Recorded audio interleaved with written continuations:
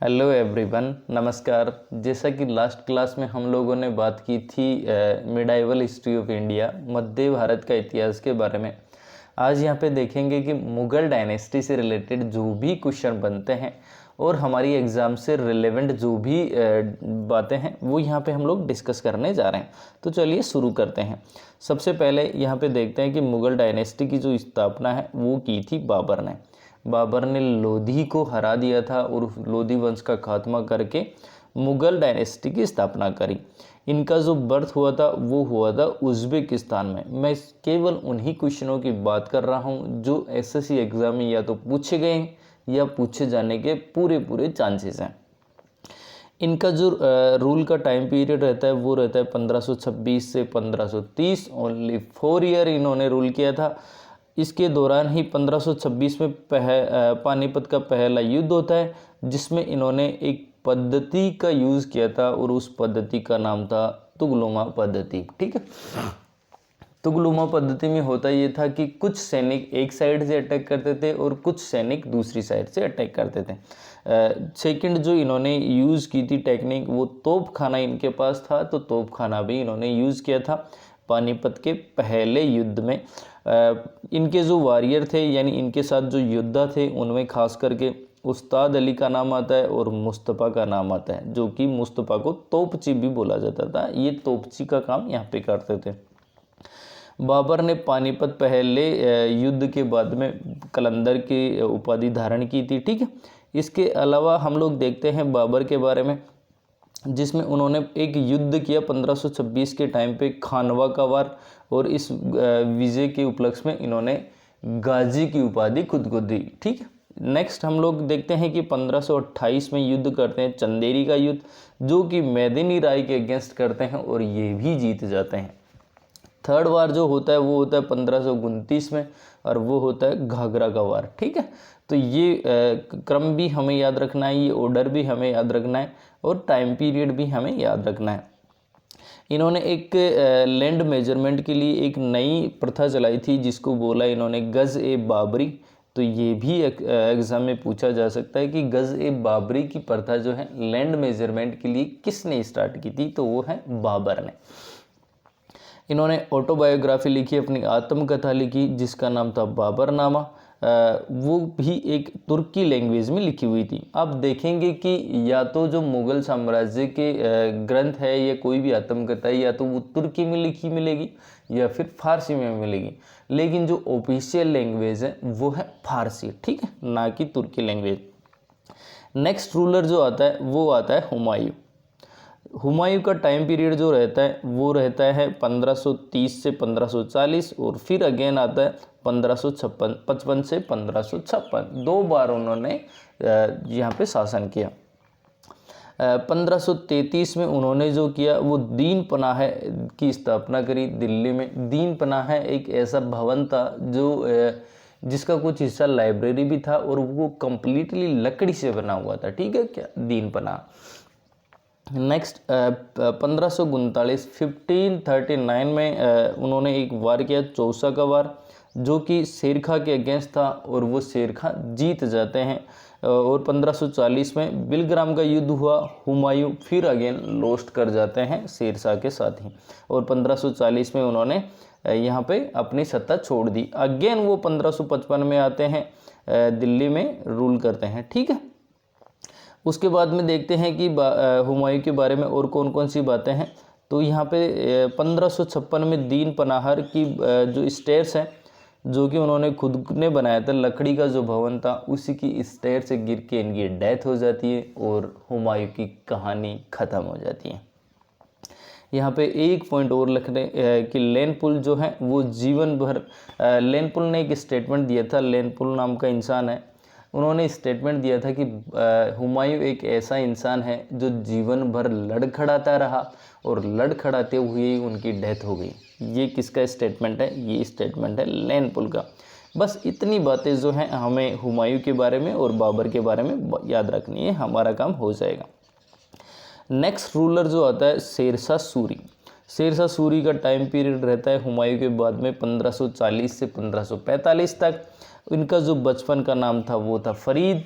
इन्होंने सूरी डायनेस्टी की स्थापना की थी। किस डायनेस्टी की स्थापना की थी? सूरी डायनेस्टी की। इनको जो नाम मिला था शेर खान या शेरशाह सूरी, वो गिवन था मोहम्मद बहार खान लोहानी, यानी इनके द्वारा ये मोहम्मद बहार खान लोहानी के द्वारा ये नाम दिया गया था शेर खां। किसको दिया गया था? फरीद को। ठीक है, इन्होंने जो काम किया उसमें सबसे फेमस जो है वो ग्रांड ट्रंक रोड बना दी थी। ठीक है, जो आज का भी बड़ा हाईवे है इंडिया के अंदर। नेक्स्ट चीज़ें हम लोग देखते हैं जो कि यहाँ पे इन्होंने जो भी काम किया था शेरशाह सूरी ने, उससे रिलेटेड इन्होंने पोस्ट सर्विस यानी डाक सेवा का आरंभ किया था। ग्रांड ट्रंक रोड तो बनाई थी। इनके टाइम पीरियड में एक इंसान था मलिक मोहम्मद जायसी, जो कि एक राइटर थे, कवि थे।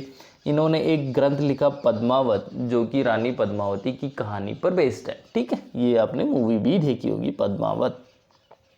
इनका जो मकबरा बना हुआ है वो है सासाराम, बिहार। इतनी बातें हमें शेरशाह सूरी के बारे में पता होनी चाहिए, हमारा काम डेफिनेटली बन जाएगा।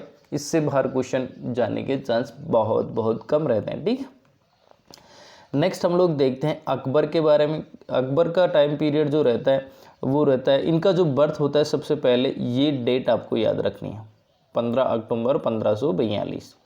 कई बार डायरेक्ट अकबर का डेट ऑफ बर्थ ही पूछ लेता है, 15 अक्टूबर 1542। इन्होंने जो रूल स्टार्ट किया वो है 14 फरवरी 1556 से। इनका जो संरक्षण था वो शुरू में जो यानी कि स्टार्ट के जो रूल के दिनों में था वो संभाला था बहराम खान ने, जो इनका सेनापति भी था और इनका संरक्षक भी था।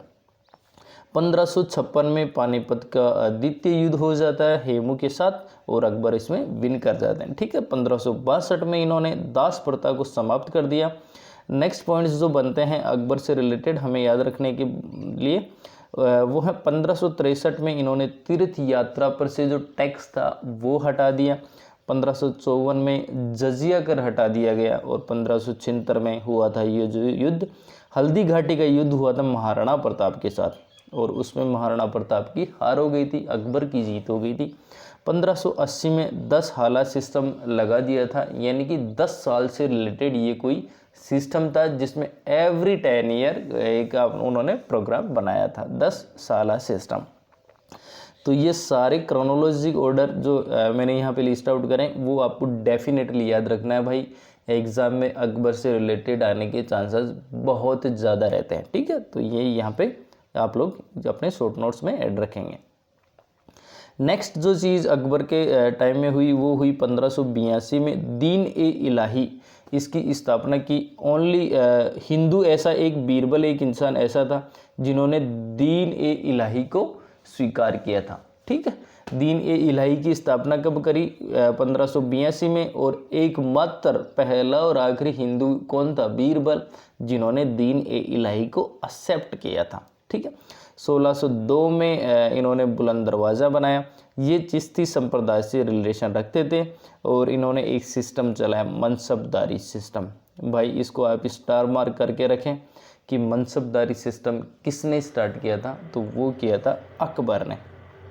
ऑफिशियल लैंग्वेज जो रहती थी वो फारसी रहती थी, मैंने पहले भी बताया, लेकिन यहाँ पे देखने को मिलता है कि बाबरनामा जो है वो बाबर की आत्मकथा है और वो तुर्की भाषा में लिखी हुई है। ठीक है, इतनी पॉइंट है यहाँ पे याद रखें।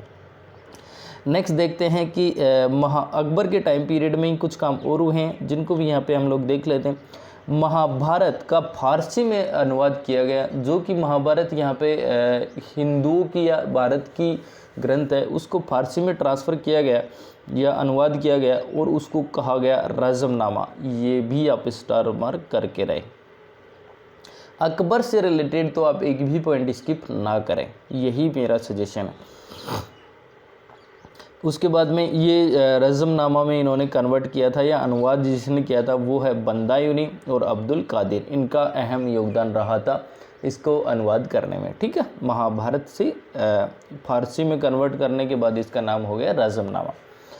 इनके दरबार में 9 रत्न रहते थे, यानी 9 अच्छे लोगों का समूह है, यानी कि 9 अलग अलग डिपार्टमेंट के समूह है, जैसा कि आज प्राइम मिनिस्टर के साथ अलग अलग मिनिस्ट्रीज़ रहती है वैसे। ठीक है, आपको कमेंट सेक्शन में बताना कि 8 रत्न यानी 8 पर्दिनी जिनको कहा जाता था वो किन के साथ रहते थे, तो यहाँ पे आप कमेंट सेक्शन में बता सकते हैं।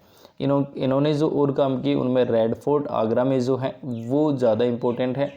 दिल्ली का रेड फोर्ट किसी और ने बनाया था, वो हम आगे की स्लाइड में देखेंगे। आगरा का रेड फोर्ट किसने बनाया था? अकबर ने बनाया था। इतनी बातें हमें अकबर के बारे में याद रखनी है। मैं आपको पक्का गारंटी दे सकता हूँ कि इससे बाहर क्वेश्चन नहीं जाएगा, आप इतना कंप्लीट करके जाएं। जहांगीर की बात करें जो कि नेक्स्ट रूलर आता है, उसमें उसका बचपन का नाम जो था वो था सलीम। इन्होंने एक सिस्टम बनाया न्याय की जंजीर, यानी कि सबके लिए न्याय जो होगा वो समान होगा, वो होगा न्याय की जंजीर। इसी से बेस्ड सिस्टम था। तो ये किससे संबंधित है? जहांगीर से संबंधित न्याय की जंजीर। ठीक। ऑटोबायोग्राफी इन्होंने लिखी जिसका नाम था तुजू के जहांगीरी, और वो कौन सी लैंग्वेज में थी? फारसी लैंग्वेज में। याद रखें, बाबर नामक बाबर की ऑटोबायोग्राफी तुर्की भाषा में थी और ऑफिशियल लैंग्वेज अकबर के समय से फारसी में थी। ठीक है, इतनी बातें हमें जहांगीर के बारे में याद रखनी है। जहांगीर से रिलेटेड कुछ और पॉइंट है। इन्होंने सिखों के 5वें गुरु अर्जुन देव जी को फांसी दे दी थी पहली बार। इनके गुरु जो थे वो अब्दुल रहीम खान का आना है। जहांगीर के गोल्डन एरा ऑफ पेंटिंग, चित्रकला का स्वर्ण काल कहा जाता है जहांगीर के कार्यकाल को। ठीक है, इनके टाइम पीरियड में कैप्टन हॉकिंग और थॉमस स्ट्रो यहाँ पे इनके दरबार में आए थे, जो कि यूरोपियन कंट्रीज से लोग आए थे।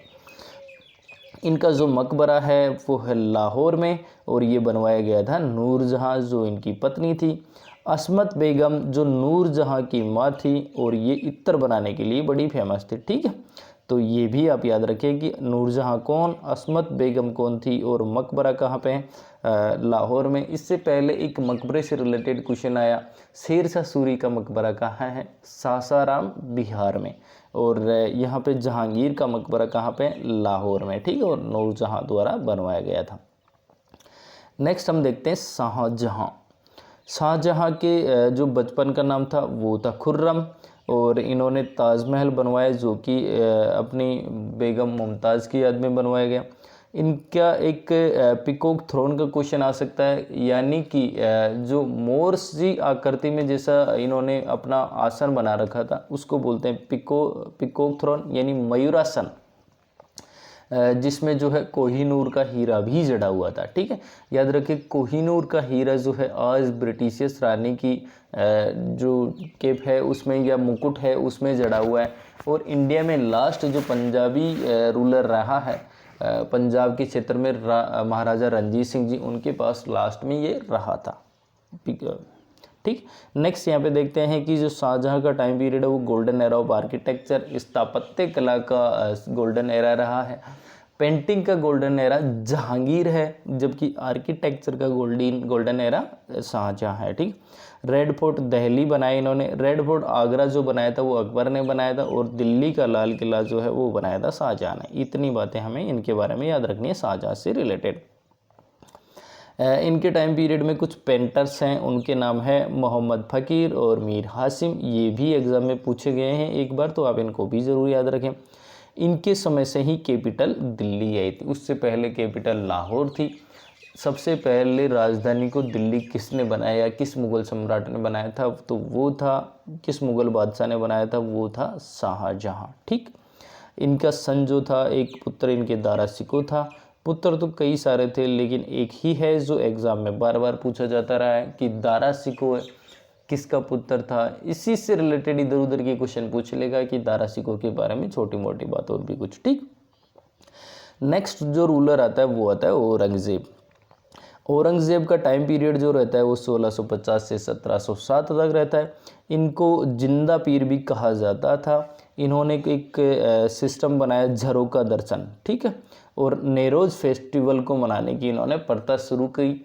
एक चीज़ मैंने पिछली क्लास में हम लोग बात करी थी कि नेरोज कैलेंडर किसने स्टार्ट किया, तो वो किया था बलबन ने। ठीक है, नेरोज का जो कैलेंडर है वो नया कैलेंडर किसने स्टार्ट किया? बलबन ने। और नेरोज फेस्टिवल मनाने की प्रथा किसने स्टार्ट करी? औरंगज़ेब ने। झरोका दर्शन औरंगज़ेब ने। 1797 में इन्होंने जजिया टैक्स अगेन कर दिया, जो कि अकबर ने हटा दिया था। वो किसने कर दिया? औरंगज़ेब ने वापस लगा दिया 1779 में। बीबी का मकबरा औरंगजेब में इन्होंने बनवाया था, औरंगाबाद में इन्होंने बनाया था औरंगजेब द्वारा। ठीक है, कहाँ पे? औरंगाबाद में। और नाम क्या है उसका? बीबी का मकबरा, जो कि ताजमहल की प्रतिमूर्ति भी कहा जाता है, यानी कि नकली ताजमहल भी कहा जाता है। ठीक है, ये बीबी का मकबरा के बारे में स्टेटमेंट आज जो बोला जाता है। इन्होंने जो और काम किए थे उसमें ये था कि तेग बहादुर जो कि सिखों के 9वें गुरु थे, इनको फांसी दे दी थी। याद रखें, सिखों के 5वें गुरु को फांसी दी गई थी जहांगीर द्वारा, और सिखों के 9वें गुरु को फांसी दी गई थी औरंगजेब द्वारा। तो बहादुर शाह फर्स्ट यहाँ पे नेक्स्ट रूलर आते हैं जिन्होंने जजिया कर को फिर से बंद कर दिया। ये जजिया कर की बात मैंने यहाँ पे अलग से लिखी है। अकबर के टाइम सबसे पहले बंद कर दिया गया, औरंगजेब ने फिर लगा दिया, और बहादुर शाह फर्स्ट ने बंद कर दिया गया। ठीक है, यहाँ पे अकबर ने बंद किया, औरंगजेब ने स्टार्ट किया, और बहादुर शाह फर्स्ट ने वापस से बंद कर दिया। तो ये जजिया कर के बारे में यहाँ पे मैंने एक जगह लिख दिया। यहाँ पे जो है, और शेरशाह फर्स्ट के बारे में जो है वो है, बहादुर शाह फर्स्ट के बारे में जो कहा जाता है वो है शाहे बेखबर, यानी ये अपने दरबार में रासलीलाओं में इतने बिजी थे बहादुर शाह फर्स्ट कि इनको दुनिया की राजनीति से बाहर क्या चल रहा है, प्रजा में क्या हो रहा है, उससे कोई मतलब नहीं था। ये बेखबर थे पूरी चीज़ों से, इसीलिए इनको कहा जाता था शाहे बेखबर। लास्ट जो मुग़ल डायनेस्टी में रूलर रहा वो रहा बहादुर शाह जफ़र, जिनको पहले भारत के स्वतंत्रता संग्राम यानी 1857 की क्रांति में बख्त खान ने इनको अपना नेता घोषित किया। बाद में ब्रिटिशर्स ने इनको रंगून भेज दिया और वहीं पे इनकी डेथ हो गई। उसके बाद डेथ से जस्ट पहले इनका स्टेटमेंट था कि मैं इतना बदनसीब हूँ कि मुझे अपनी कब्र के लिए 6 फीट ज़मीन भी नसीब ना हुई। ठीक, ये किसका स्टेटमेंट था? बहादुर शाह जफ़र, जो कि लास्ट मुग़ल रूलर रहा है इंडिया में। अब मुग़ल साम्राज्य से रिलेटेड जो हैं कुछ बुक्स हैं जो कि एग्ज़ाम में अक्सर पूछी जाती रही है, वो भी हम यहाँ पे देख लेते हैं, जिससे हमारे क्वेश्चन में गलती होने के चांसेस बिल्कुल ना रहें। आप इसका स्क्रीनशॉट भी ले सकते हैं। ठीक है, तो चलिए देखते हैं। हुमायूं नामा जो सबसे पहली बुक है वो लिखी थी गुलबदम बेगम ने। नेक्स्ट है आईना ए अकबरी या अकबर नामा जो है वो अब्बुल फजल ने लिखा था। बादशाह नामा जो हमीद लाहौरी ने लिखा। तबाकत ए नासिरी मिनहाज उल सिराज ने लिखा था। इसको आप स्टार मार्क करके रखें। तबाकत ए नासिरी मिनहाज उल सिराज ने लिखा था। मुक्त खिव उल तवारिख जो लिखी थी वो लिखी थी बंदाइयों ने, इसको भी आप स्टार मार्क करके रखें। देखो ऐसे ही क्वेश्चन आते हैं। आत्मकथा का क्वेश्चन तो बहुत इजी रहता है याद करने में। बाबर की आत्मकथा बाबरनामा है। ऐसी चीज़ें आपको जनरली याद रह जाती है, लेकिन ये बुक्स भी आपको याद रखनी है। एग्जाम के पॉइंट ऑफ व्यू से काफ़ी रिलेवेंट है। यहाँ पे मैंने वही बातें की है जो या तो एसएससी में पहले पूछी गई है या पूछे जाने के मैक्सिमम चांस रहते हैं। एसएससी में हिस्ट्री से रिलेटेड अगर कोई क्वेश्चन आता है तो बहुत बेसिक आता है, ज़्यादा डीप में पूछता नहीं है। तो हम यहाँ पे अगर इतना कंटेंट तैयार करते हैं तो डेफिनेटली हम आगे बढ़ पाएंगे और क्वेश्चन को सही कर पाएंगे। आई होप आप इसको शॉर्ट नोट्स में भी ऐड कर रहे होंगे। नेक्स्ट शॉर्ट नोट्स की क्लास में हम लोग आगे की बात करेंगे। हिस्ट्री ऑफ मॉडर्न इंडिया से रिलेटेड शॉर्ट नोट्स मैं आपके लिए लेकर के आऊँगा। तब तक के लिए bye. Thank you very much.